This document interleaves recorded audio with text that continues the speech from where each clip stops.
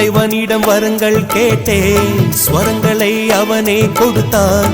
மனிதரில் இதை யாரும் அறிவாரோ? நான் பாடும் பாடல் எல்லாம் நான் பட்ட பாடே அன்றோ?